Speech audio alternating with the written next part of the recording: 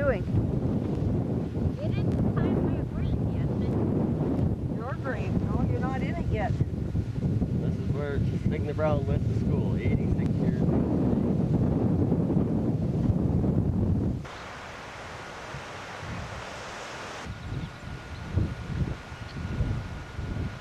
This is the river where Signa went fishing often and played tag across the old bridge.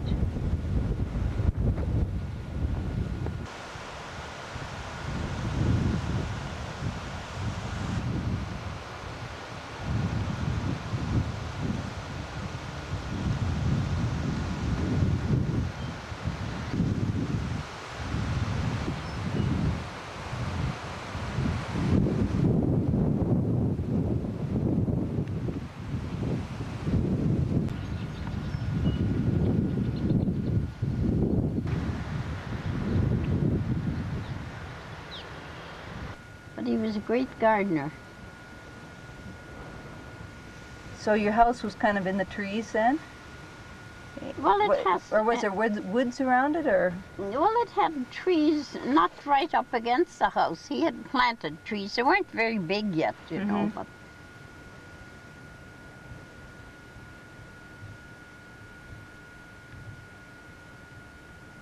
tape now there where my father's holding his horses. Mm-hmm. Yes, and that's a fence. We went through this gate and then down to the river.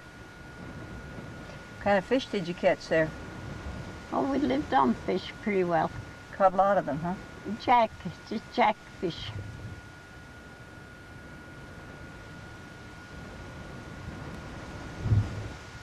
And then in the fall, when the river would freeze over, the fish would come up and lay on the ice.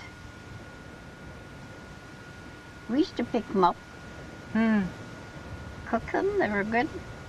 They were fresh. They were still kicking. Wow.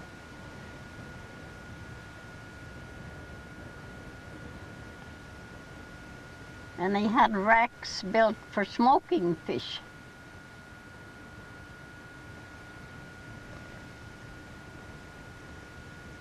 They must be, Was this the road that came in then? Was this the closest road to your house? well, I guess it must have been. That's the only road here. Yeah. That's what I was saying. It hasn't changed that much. And there was an old bridge that went across the river there, Yeah. huh? And that's the Carrot River, did you say? Yeah. The Carrot River, yes. Uh-huh. The left. Along the river, there was another big bend in the river, and that's where we used to ski. The snow would, you know, great big steep bank.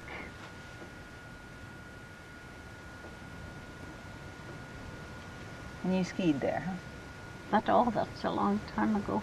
There it is. Did your father make your skis? Oh yes, he made the skis. He'd shape them and put on a boiler of water on the stove.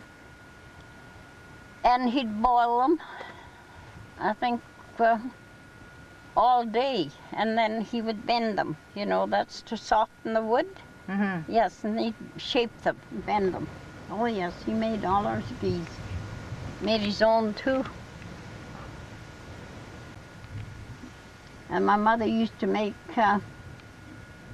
what they call lepsa, and she put a hole in it, you know, and then they had a rod above the stove, and they'd slip the lepsa on the rod above the stove and kind of dried it. And was that ever good? What's that, the Swedish thin bread? Well, it was thin bread, I guess they would call it, yes.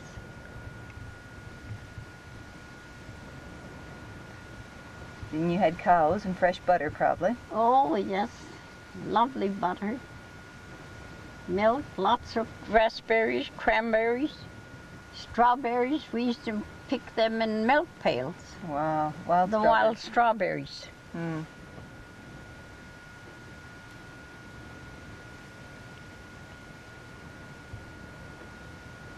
And lots of rhubarb, lots of turnips. We'd sit out and get a great big turnip and cut it in half, and then we'd eat it with a spoon and scrape it.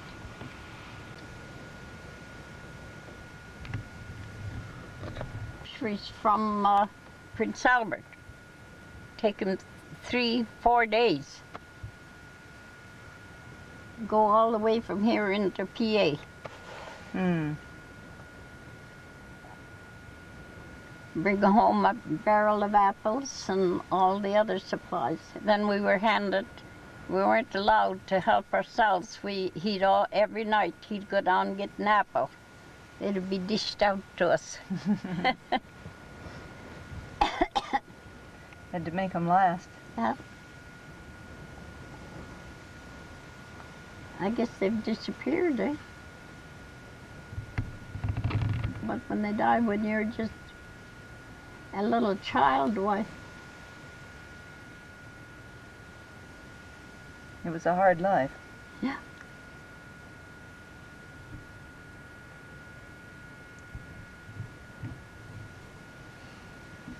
After your father died, where did you live then?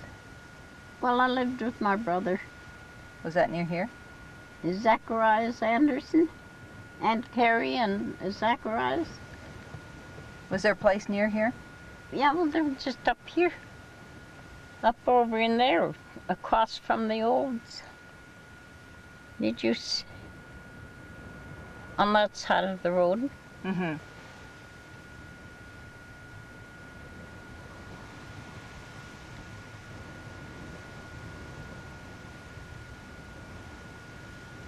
He fought who was going to take that pony and tie it to his post and feed it because we were allowed to have a little ride on it. And then our next job was in the morning when it was cold, to put a fire on in a big box stove, and she had this big full skirt, and the hem of her skirt was just full of fleas, the grass fleas, you know, they were bad.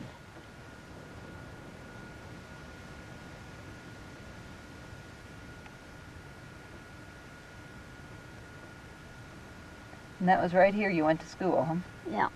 She lived down along the river somewhere. I just forget for the places. But she married, and she married, I think Shipman was named after her husband. Oh, Her name was Miss Dunnan.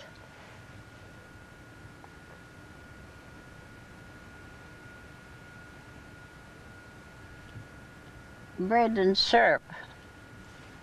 And a bottle of milk. What kind of syrup? Made from the fruit? Well, or? that would be the Rogers Golden Syrup, or the... Oh. Yes, it was good when you were hungry. And good homemade bread, huh? Oh yes, no homemade bread.